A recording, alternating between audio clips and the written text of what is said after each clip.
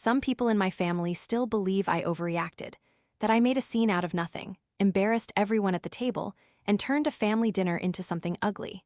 I have heard that version of events more times than I can count, but not one single person who was in that dining room that night has called me a liar. Not one. My mother-in-law, Dolores Farhan, found a safe deposit box at the bank after 4 years of searching. Inside that box were $180,000 in bonds that her husband, my late father-in-law Rafik, had set aside specifically for my 8-year-old son, Theo. She found the key tucked inside an old birthday card in a box of Rafik's papers she had never gone through.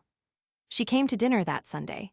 She sat down, and before anyone had even passed the bread, she reached into her purse and slid the key across the tablecloth to me. She looked me in the eye and said, "Your father wanted him to have this. I want to make sure he does." It was the kindest thing anyone in that family had done for me in 7 years of marriage, and then the bank told us the box had been emptied. Let me tell you how we got here, because the part about the bank is not actually where this story starts. This story starts with a woman named Dolores, a family that had very particular ideas about who deserved what, and a daughter-in-law who learned very early to stay quiet and pay attention. I married Nail Farhan when I was 28 years old. I was a contracts analyst at a mid-sized logistics company, working long hours, building something slow and deliberate. Nail was an architect. We met at a mutual friend's birthday dinner, we dated for 2 years, and when he proposed, I felt the particular happiness of someone who had been patient and had finally been rewarded for it. I was not prepared for what came with the ring. The Farhan family was not unkind, exactly. That is the thing I always struggle to explain to people who were not there. Dolores was warm with her children, fiercely protective, and genuinely generous in ways that mattered to her. She cooked enormous meals and remembered everyone's favorite dish. She sent birthday cards with handwritten notes inside. She was, by any reasonable measure, a good mother. What she was not, and had never been, was someone who easily accepted outsiders into the circle she considered hers. And I was an outsider in a way that had nothing to do with where I came from or what I believed. I was an outsider because Nail had chosen me without asking her first, and Dolores Farhan was a woman who believed that the people she loved should loop her into decisions before they made them. Rafik was different. Nail's father was a quiet man who had built a small import business over 30 years and turned it into something genuinely impressive. He was measured, careful, and almost always right. He took to me immediately, and I think part of the reason Dolores was slow to warm up was simply that her husband had done it first. She was not competitive in an ugly way, but she noticed the order of things. The first time I understood what my position in this family would look like long-term was about 8 months after the wedding. We were at a Sunday dinner, the kind that happened every 2 weeks and was non-negotiable, and Dolores was talking about a property she and Rafik had decided to put in a family trust. She went around the table and talked about each of her children's shares, what they would eventually mean, how the structure worked. She got to Nail, explained his portion, and then looked at me very pleasantly and said, "We thought it made more sense to keep it in the Farhan name, just for simplicity." She went back to her food like she had said something entirely ordinary. Nail's brother, Samir, looked at the table. Nail's sister, Lena, reached for the salad. Nail put his hand on my knee under the table, which I understood to mean, "Please do not say anything right now." I did not say anything, but I drove home that night thinking about the word simplicity and what it was actually doing in that sentence. That was the first incident. There would be others. The second happened about a year later, when Theo was still just an idea we were talking about. Dolores had strong opinions about where we should live once we started a family, which in practice meant an opinion that we should move closer to her. She had found a house 2 streets away from the family home, 3 bedrooms, a decent yard. She brought it up at dinner. She had already looked into the listing. She had even driven past it. When I said, gently, that Nail and I had been looking at a different neighborhood entirely, one that was closer to the schools I had researched, she smiled at me with a kind of patient tolerance that I recognized from a particular type of person. It was the smile you give someone who has offered an opinion that you plan to disregard, but do not want to argue about right now. She turned to Nail. "You should at least look at it." What she did not know, and what I did not say, was that I had already had 2 conversations with a mortgage broker, had already been pre-approved, and had already made an offer on a house in the neighborhood I wanted. We were 2 weeks from closing. I smiled back. Of course, we should look at it. I had learned very quickly that you do not win arguments with Dolores Farhan by arguing. You win by deciding and letting her catch up. Nail and I moved into our house 6 months before Theo was born. Dolores came to see it and declared it charming in a tone that communicated the opposite. That was fine. It was ours. The third incident was the one that clarified everything. Theo was about 3, and Rafik had been ill for over a year with the kind of illness that comes slowly and then all at once. He was still himself, still sharp, still the same quiet man who had always made me feel like I belonged at his table even when his wife was not sure I did. But we could all see what was coming. Dolores was managing it in her way, which meant managing everything around it. The house, the dinners, the visits, the narrative of how the family was coping. She was not cruel. She was a woman under enormous pressure trying to maintain control of the one thing she could control, which was how things looked. At one of those Sunday dinners, during a conversation about Rafik's business and what would happen to it, Dolores said something I have never entirely forgotten. She was talking about the transition plan, who would take on what role, and she said, referring to Samir and Lena and Nail, "My children will carry this forward. That's what Rafik always wanted." She did not look at me when she said it. She did not need to. The message was not about the business. The message was about the word my. Rafik caught my eye from across the table. He held it for a second longer than necessary.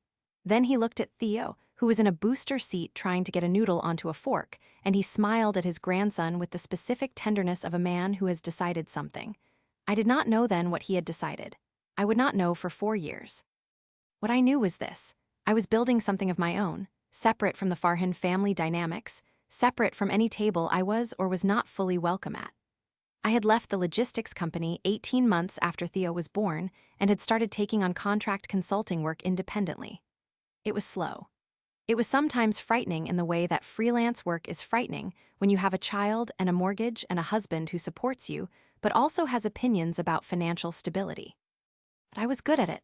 I was better than good.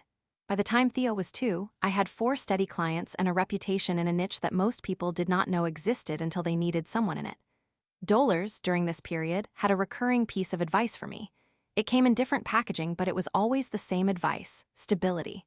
She worried about the irregular income. She worried about the gaps. She suggested, on more than one occasion, that I look into something more predictable. She mentioned a position at a friend's firm. She mentioned going back to the kind of salaried work I had left. "You have a little one to think about," she would say, and she was not wrong exactly, but she was also not right about what I needed to do. One afternoon, she called me to talk about a job posting she had found, something administrative at an insurance company, benefits, steady hours. She was genuinely trying to help. I knew that. I thanked her, told her I would look into it, and got off the phone. Then I opened my laptop and countersigned a consulting agreement that represented my largest contract to that point. 6 figures. A company that needed someone to manage a supply chain restructuring across 3 time zones. It would run for 14 months. I did not tell Dolores. I filed it, invoiced my first installment, and made dinner. If you have ever been told to aim lower by someone who was trying to be kind, you know exactly what that silence felt like. It was not bitterness. It was clarity. A clean, cool understanding of where I stood and what I was going to do about it. Rafik passed away in the spring, 2.5 years into my consulting practice. He died on a Tuesday morning at home, quietly, the way he had lived. Theo was 5. He cried at the funeral in the way 5-year-olds cry, fully and briefly, and then asked if Grandpa was in the sky like a bird. I held him and said yes, something like that, and I meant it in whatever way I could. The grief in the Farhan family was real, and it was heavy, and I want to be honest about that. Dolores lost the person who had been at the center of her life for 41 years. Samir and Lena lost their father. Nail was hollowed out for months in the particular way of adult children who never quite believed the parent who seemed permanent could actually go. I moved through that year carefully, present and useful, because that is what the situation required, and because I genuinely loved my husband and his grief was mine to carry with him. What changed after Rafik died, slowly and then more noticeably, was the texture of the Sunday dinners. Without him there to balance her, Dolores leaned harder into her instincts.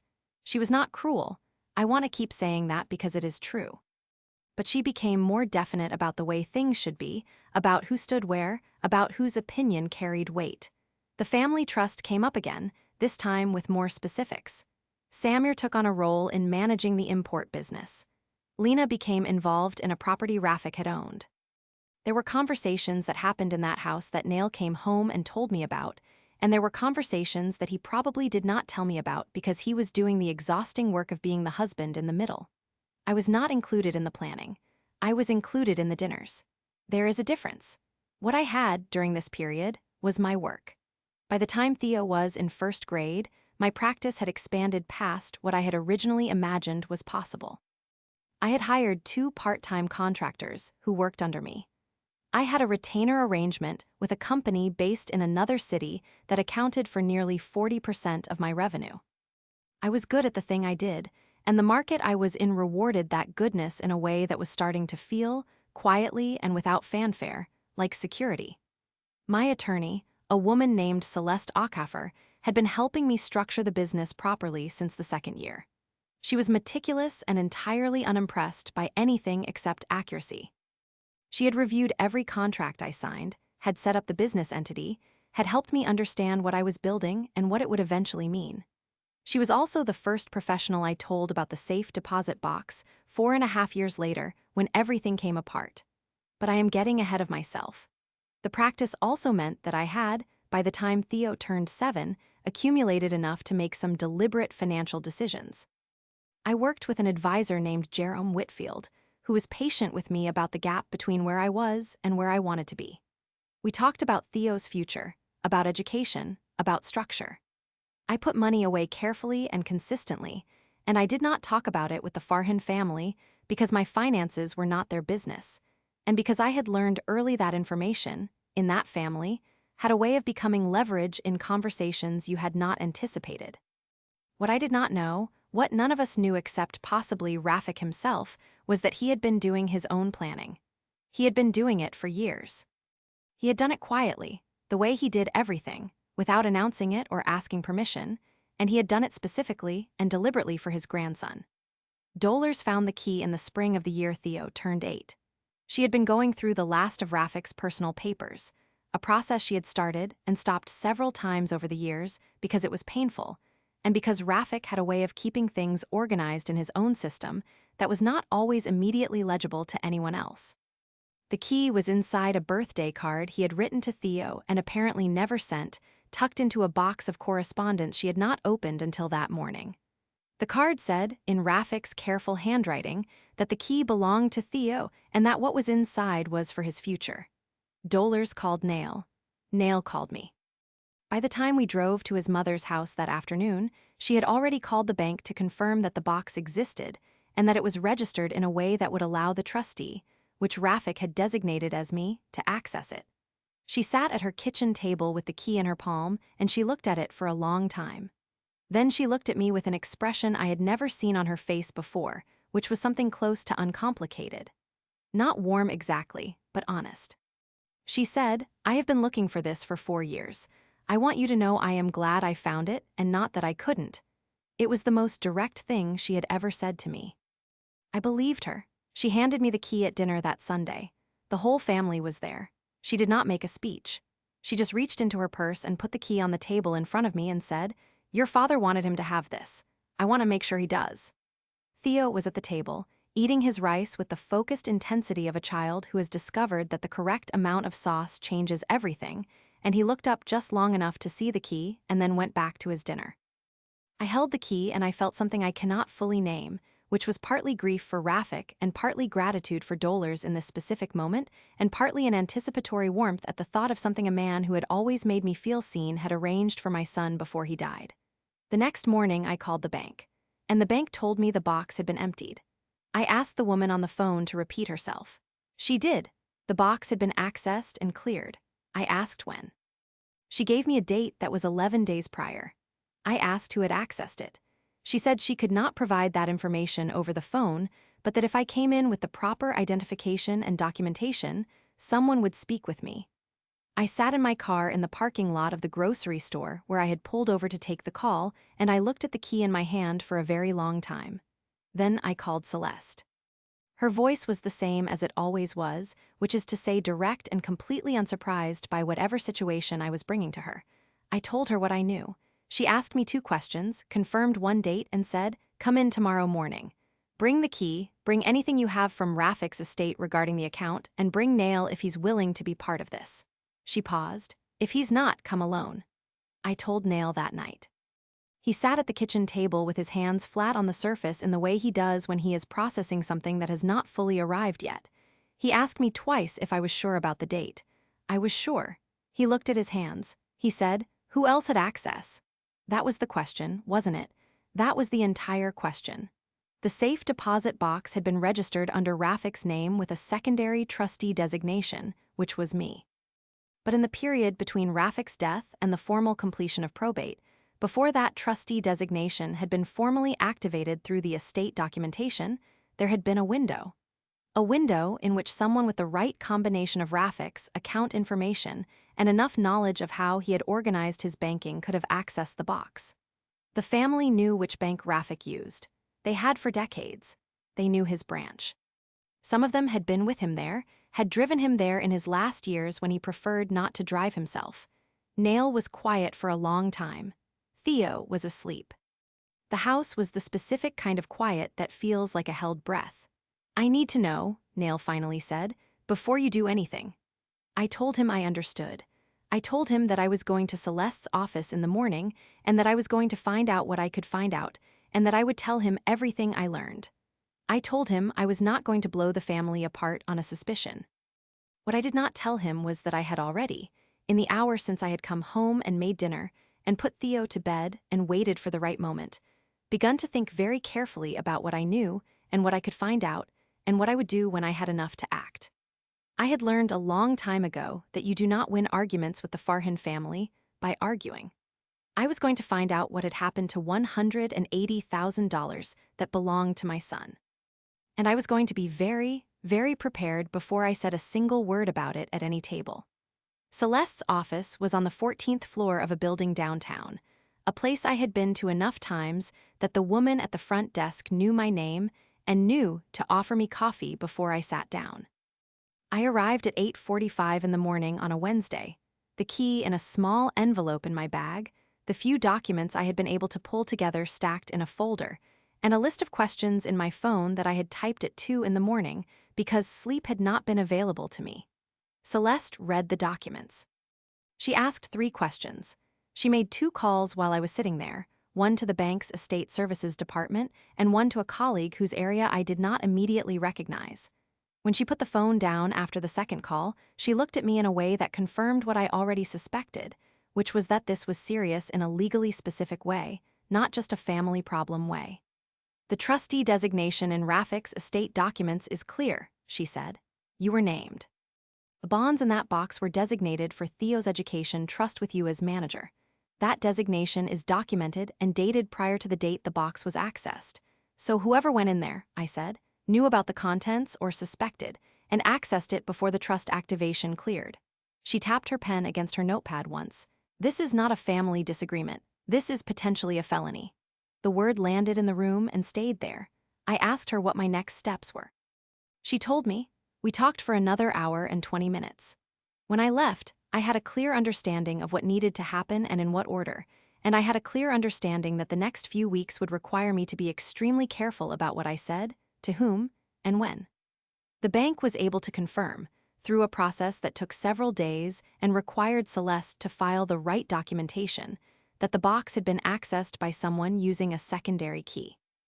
The box had been registered with 2 keys at the time of creation, which Rafik had done, apparently, as a practical measure. The second key was considered a family matter, and its location was not something the bank had tracked. The access had been made in person, with that second key, by an individual who had presented identification and whose signature matched the box registration. The bank could not tell us, in that initial stage, whose signature was on the access log. But they were going to be able to tell us. It was a matter of process and documentation and time. I went home. I made lunch. I picked Theo up from school and listened to him explain at considerable length the reasons why the penalty kick rules in the game he had played at recess were unfair, and I agreed with him, and I held the absolutely ordinary miracle of his small, outraged voice on the way home as something close to armor.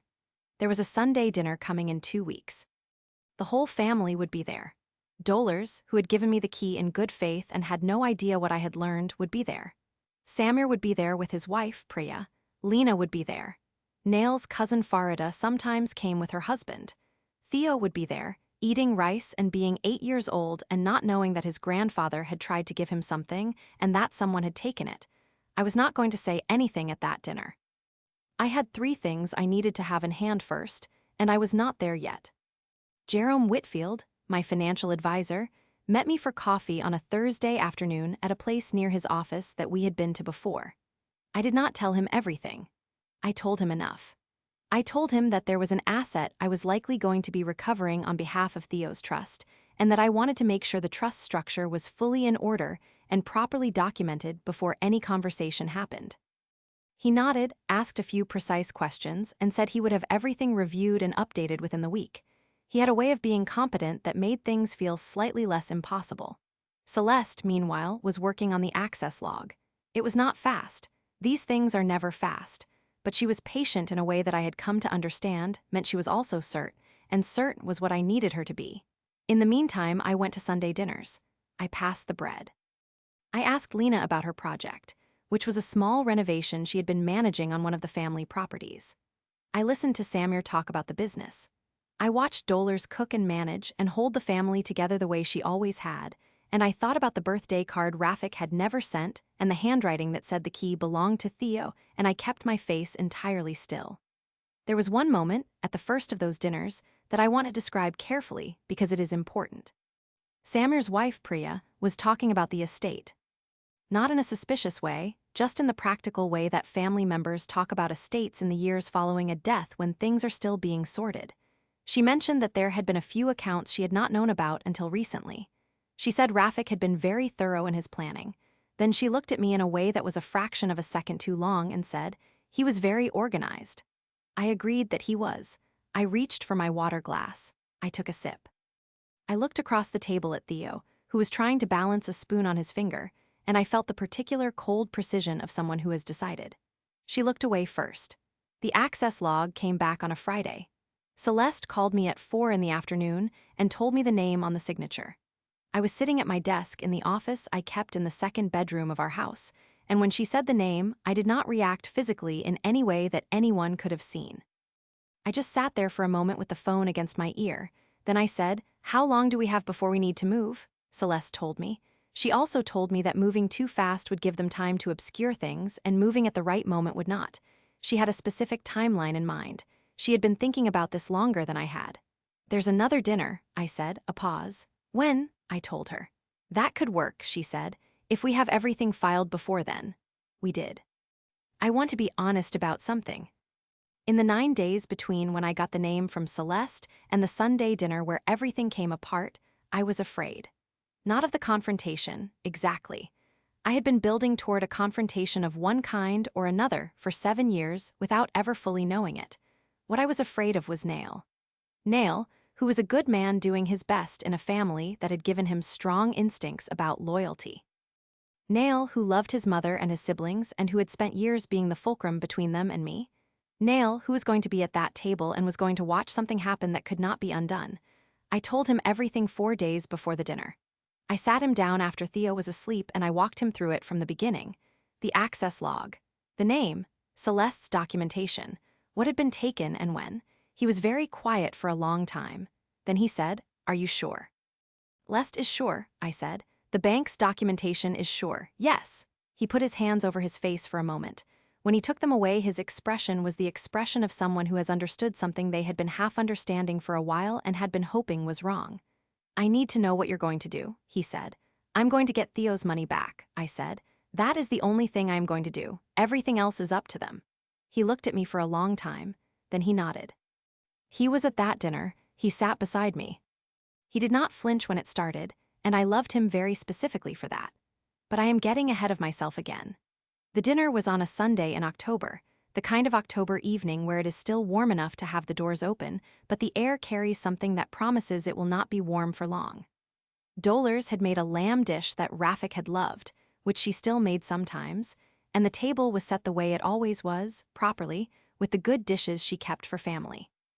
There were 9 people around that table. Dolers, Samir and Priya, Lena, Nail's cousin Farida and her husband Bren, Nail, me, and Theo, who was seated next to his grandmother because she always put him there. Theo had asked me in the car on the way over why I was quiet. I told him I was thinking. He accepted this and asked if he could have the lamb because last time it was really good. I told him yes, absolutely. I had a folder in my bag. Celeste had sent me the final documentation that morning with a message that said simply, "You have everything you need." Everything was about to change. The only question was how, and how quickly, and who was going to be left standing at the end of it. The dinner started the way those dinners always started. Dolers in the kitchen finishing something, Samir arriving first with a bottle of wine he'd selected carefully enough that he'd mention it at least twice, Lena coming in behind him with her husband Damon, who was quiet in the practiced way of people who have learned that the best way to survive these gatherings is to take up as little narrative space as possible. Farida and Bren came in together, Farida already talking before the door was fully open.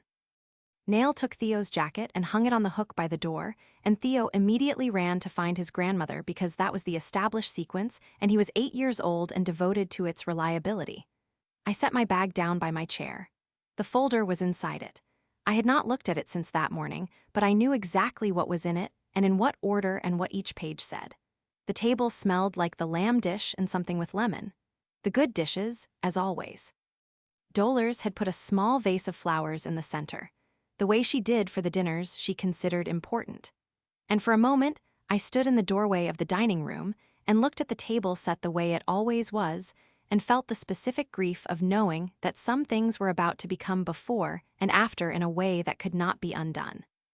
Then Theo appeared with his grandmother behind him, her hand on his shoulder, and she was telling him something about the dessert she'd made, and he was walking with the full-body enthusiasm of someone who has received excellent dessert news, and I sat down. The first half of the dinner was ordinary. This is the part that still strikes me when I think about it, how ordinary it was. Samir mentioned the wine. Lena talked about the renovation, a bathroom she'd had redoled in a pattern that had taken 3 weeks to source. Farida told a story about her neighbor's dog. Damon ate steadily and asked Theo about school, which was exactly the right move because Theo had strong opinions about his current reading assignment and was grateful for an audience. Dolers watched the table the way she always did, making sure glasses were full and the bread was being passed, the kind of watchfulness that looks like hosting but is also a particular form of love. She had put Theo next to her, as always. He was eating the lamb with genuine focus. Priya was the one who brought it up. I had not expected it to come from her, but when I thought about it later, I understood why it did. Priya was smart, and she had been watching me since the moment I sat down with the specific attention of someone who has something on their mind that they have decided to say before the evening is over. She was not cruel by nature. She was a woman who had been handed a situation that had made her complicit and who had decided, somewhere in the calculation of her own survival in this family, that the best strategy was offense. She set her wine glass down and looked at me across the table with an expression that was almost pleasant. "I've been meaning to ask you something." The table did not quiet exactly. But there was a quality to the shift, a slight change in the rhythm of who was talking, that told me other people had noticed the tone. "Rafik's estate paperwork," she said. "The trust documentation.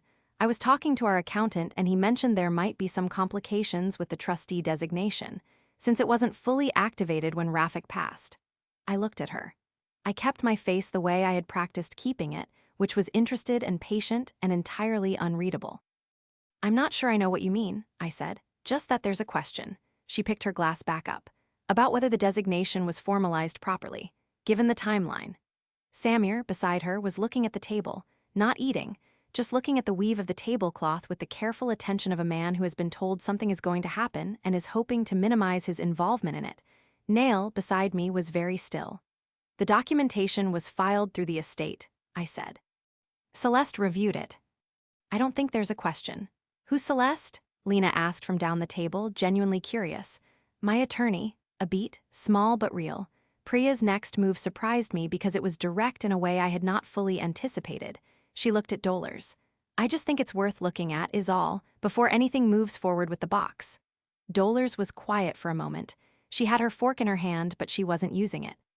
She looked at Priya, then at me, then back at the table, and I could see the discomfort in her, the sense that something was happening at her table that she had not authorized. "I think Nadia's attorney would know," she said carefully. "I'm sure she does," Priya smiled. "I just wanted to raise it." Raise it. The phrase did work that the rest of the sentence did not. She had raised it in front of everyone at the table at dinner, where the social architecture made it very difficult to respond to directly without appearing aggressive or defensive. It was a tactic dressed as a question, and it was delivered with enough pleasantness that anyone not paying close attention would have filed it away as a reasonable concern raised reasonably. I had been paying attention. I reached for my water glass. I took a sip. I set it down. Then I looked at Priya.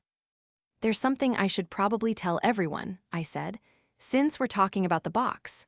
Nail put his hand on the table beside mine, not on my hand, just beside it. I knew what it meant. Priya's smile did not move, but something behind it rearranged itself. "The box was accessed," I said, "before I went to the bank. Someone went in with the second key, 11 days before Dollars gave me the first one, and emptied it. The table went through something I can only describe as a collective reorganization." Farida's fork stopped halfway to her mouth. Lena made a sound that was not quite a word. Damon put his glass down and looked at me with his full attention for the first time all evening. Dollars turned toward me slowly, and the expression on her face was the expression of someone who has just understood something that recontextualizes a great deal of what they thought they knew. "What?" Dollars said it quietly. "The bonds are gone. The bank confirmed it 11 days ago. The access log shows who went in." And I looked at Priya. The room did not make a sound. Theo, beside Dollars, had stopped eating.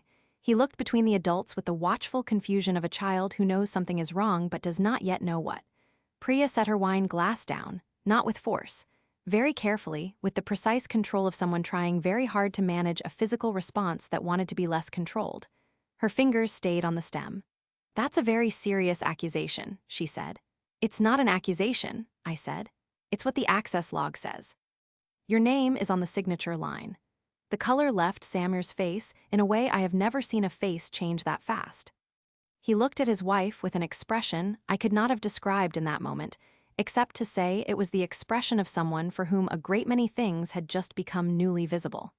"If you are still with me, stay, because this is the part I am going to make sure I tell you exactly right."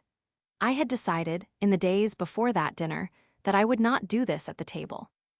I had been planning to do it through the formal process, through Celeste and the bank and whatever legal proceedings followed, in a controlled setting where everything was documented and nobody's 8-year-old was within earshot. That was the plan. That had always been the plan. But Priya had put it on the table herself. She had walked it in and set it down in the middle of Dolar's good dishes and Rafik's lamb and Theo's dessert anticipation, and she had done it because she had calculated that the social pressure of the setting would work in her favor, that I would not push back with the full force of what I had, that I would be diplomatic or cautious or just sufficiently intimidated by the audience to soften whatever I said. She had miscalculated. I reached into my bag. I put the folder on the table. "I'm going to ask Theo to go watch something in the other room," I said to Nail. Nail looked at Theo. "Hey, buddy, can you go pick something to watch in the living room?" "I'll come get you in a bit." Theo looked at the folder on the table with the instinct of a child who knows that whatever is in a folder at a dinner table is not about dessert. "Can I take the bread?"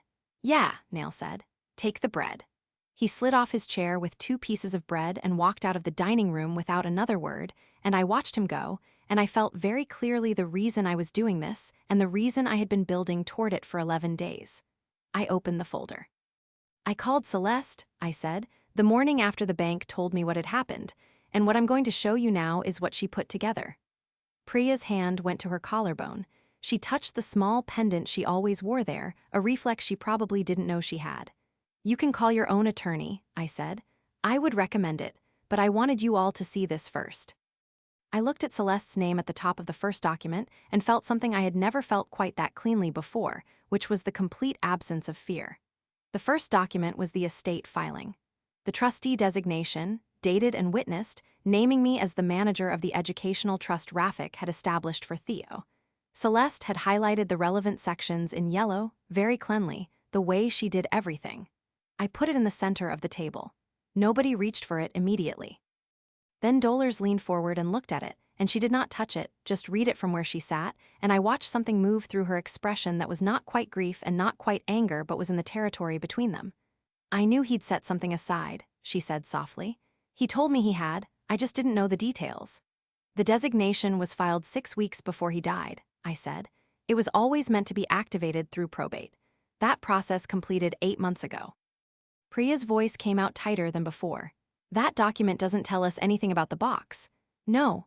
I pulled the second document from the folder. "This one does." The second document was the bank's access record. Celeste had obtained a certified copy through the legal process, and it was exactly what it appeared to be, a clear, official record of who had gone into that safe deposit box and when, the date, the branch, the signature. I laid it beside the first one. Samir made a sound. It started as something he was going to shape into a word and did not become one. He looked at the document. He looked at his wife. His mouth was open slightly and then it closed, and he picked up his wine glass and put it down again without drinking from it. Priya looked at the document for a long time. Her expression was doing something complicated, cycling through what seemed like 3 or 4 responses in rapid succession before settling on something that was trying to look like indignation.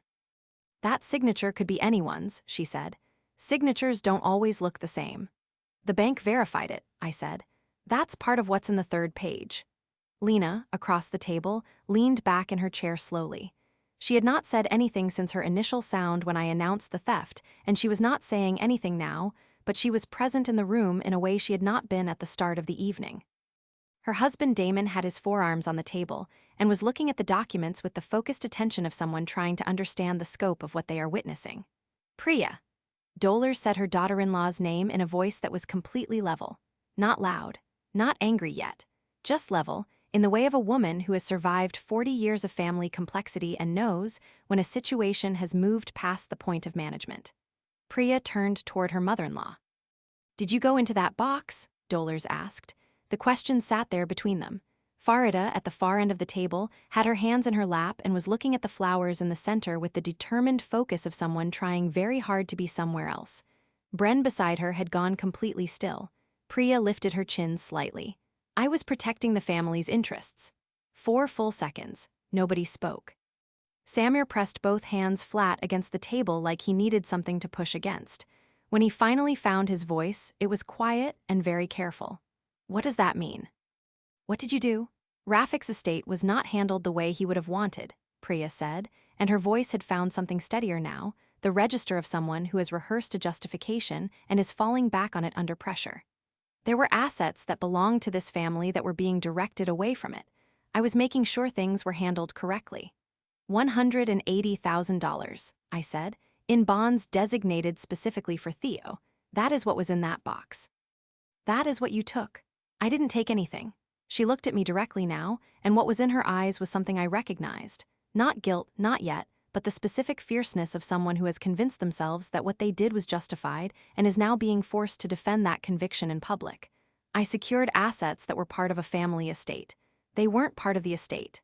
My voice came out very quiet, and I let it stay that way. "They were in a designated trust. The designation predates your access by over 4 years. Rafik set this aside for his grandson specifically and deliberately, and you went into that box 11 days before I could access it legally, and you removed what was inside it." Priya's hand went back to the pendant at her collarbone. "Where is it, Priya?" Dollars asked. Still that level voice, but something underneath it had shifted, and everyone at the table could hear it. Priya looked at her mother-in-law, and for the first time that evening, she looked like someone who had not fully thought through what came after. She had thought through the access and the justification and the argument about family interests, but she had not, I think, fully imagined this particular table with these particular faces looking at her while Dollars asked her directly where Rafik's grandchild's money was. "I have it," she said finally. "It's safe. It's in an account." Samir made a sound this time that was not a word and was not trying to be. He pushed his chair back slightly from the table, not standing up, just creating distance, and the movement was so instinctive and so immediate that I almost felt something for him. Almost. "An account," I repeated. "It's not gone. I wasn't going to keep it, I was just—" "You took it," Lena said. It was the first full sentence she had contributed since Theo left the room, and it came out flat and certain. She was looking at her sister-in-law with an expression I can only describe as the expression of someone removing something from a mental category where they had kept it for a long time. Priya turned toward Lena. "You don't understand the full picture." "I understand what those documents say," Lena said. "I can read." Damon put his hand on Lena's arm, not to stop her, just as a presence. She did not look at him, but her shoulders dropped slightly and she sat back. "Here is what happens next," I said, and I reached into the folder for the fourth and final document. "Celeste has filed a formal report with the bank's fraud department and a police report as of this past Thursday. That process is already in motion. What I am giving you now is the formal legal notice that the trust is pursuing full recovery of the assets plus any applicable interest and penalties. You have 14 days to arrange return of the full amount through your attorney before the matter proceeds to the next stage." I put the document on the table. Priya looked at it. She looked at it the way you look at something that has just become more real than you wanted it to be. Her hand dropped from the pendant. She looked at Samir. He was looking at the tablecloth. "You knew," Dolores said softly. She was looking at her son. "Did you know?" Samir's head came up. His expression was the expression of a man at the exact moment when denial becomes untenable. "I didn't know she'd done it. I knew she was. I thought she was just looking at the paperwork. I didn't know she'd actually." "Samir." Priya's voice was sharp. He looked at his wife and something went out of him, not in a dramatic way. In the way of a man for whom a very long conversation had just become inevitable and who was already exhausted by it. "I didn't know she'd accessed it," he said, and I believed him, and I also believed that he had known something was happening and had not looked at it directly enough to know exactly what. Dolores stood up from the table. She did not do it quickly or with force. She folded her napkin, placed it beside her plate, and stood up with the deliberate grace of a woman who has been managing difficult situations with her body language for 4 decades. She looked at Priya with an expression I had never seen on her face before and hope I never see directed at me. "I gave Nadia that key," Dolores said, "because my husband left it for his grandson, because I wanted to make sure it got where he intended it to go." A pause that filled the room. "You made me complicit in something I didn't know I was complicit in. You let me sit across from her at this table for 11 days while you had that money in an account." Priya opened her mouth. Dolores held up one hand, just the hand. Priya closed her mouth. "We're done eating," Dolores said to no one in particular and walked toward the kitchen. The table sat in the aftermath of that. Farida was looking at her own hands now. Bren had his jaw set in a way that indicated he had opinions he was correctly keeping to himself. Lena was looking at the documents still on the table. Damon was looking at Lena. Samir had not moved. Priya looked at me. Her composure was not entirely gone, but it was held together now by something much thinner than it had been when she walked in carrying that bottle of wine and the calculation that had seemed, to her, reasonable. "You could have come to me," she said. Her voice had a quality I had not heard in it before. Not an apology, not even close, but something that recognized the shape of what she had done without quite being willing to call it by its name.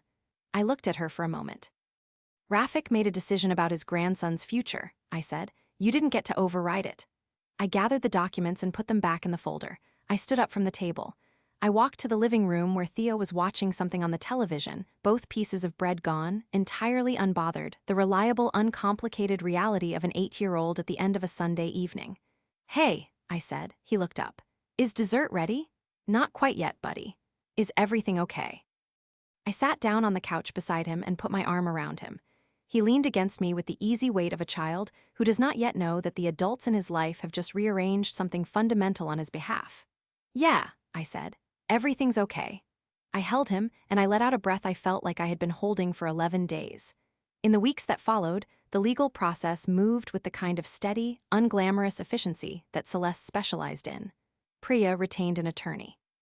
There were communications between attorneys that I was not present for and did not need to be.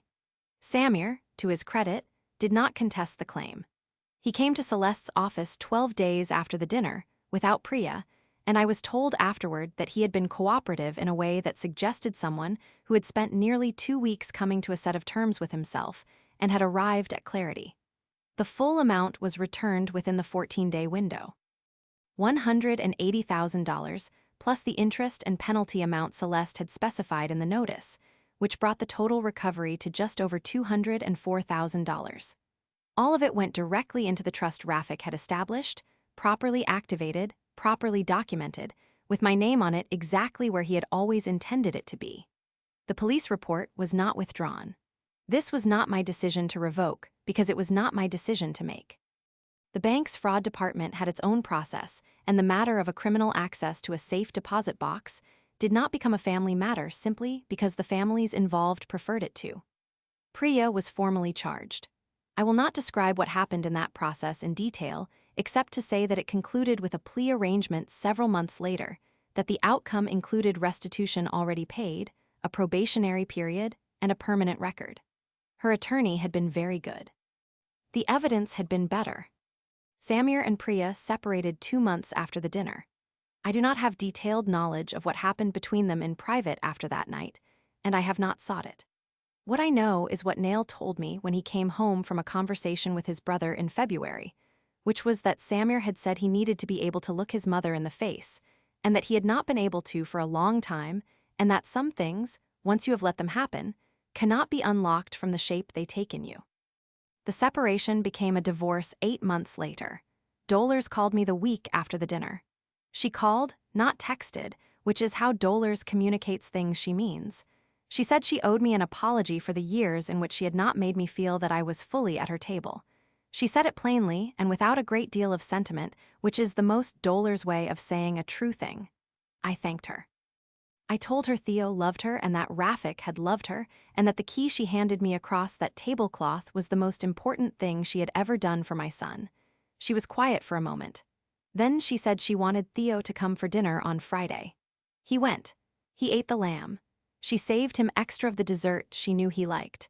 Where I am now is a different kind of ordinary than the one I was living before that October.